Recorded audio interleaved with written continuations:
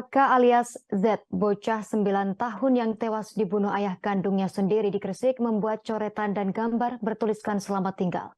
Z meninggal pada Sabtu 29 April 2023 pagi, sekira pukul 4:30.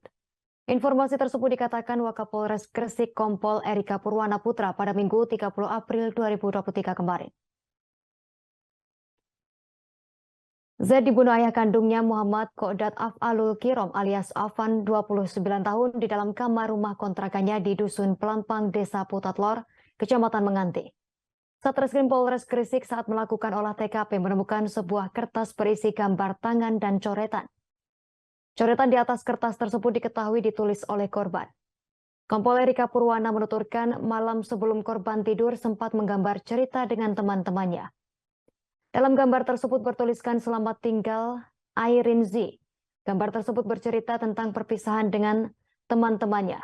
Tulisannya dari Z untuk Airin. Selamat tinggal Airin, selamat kenal Z dan Pelangi dan Alea. Ketika hendak menggali keterangan lebih dalam, saat kertas itu diberikan kepada tersangka, Afan langsung menangis.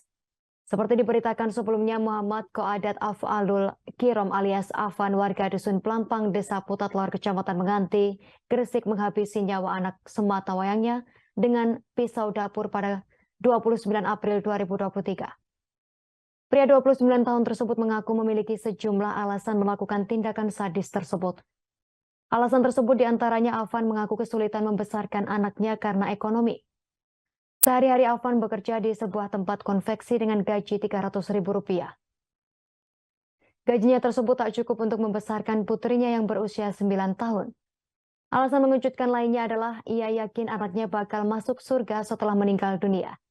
Karena itu ia sama sekali tak merasakan penyesalan telah menghabisi nyawa putrinya. Selain itu Afan juga mengaku kecewa pada sang istri yang pergi meninggalkan rumah tanpa pamit sejak Rabu 26 April kemarin. Ia yakin istrinya kembali bekerja menjadi pemandu lagu di sebuah rumah karaoke. Ia meyakini demikian karena kerap melihat istrinya mengunggah foto bersama lelaki lain di akun media sosial. Karena itu Afan merasa kecewa dan depresi. Sebelumnya diketahui Afan tega menghabisi nyawa putrinya dengan pisau dapur pada Sabtu 29 April dini hari. Bocah kelas 2 SD tersebut ditikamnya saat sedang tertidur.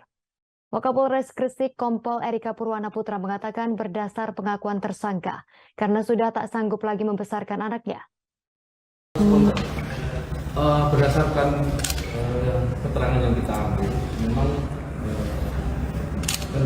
ada rencana dari ayah ini kepada korban ini untuk melakukan pembunuhan.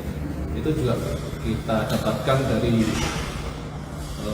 HP yang bersangkutan.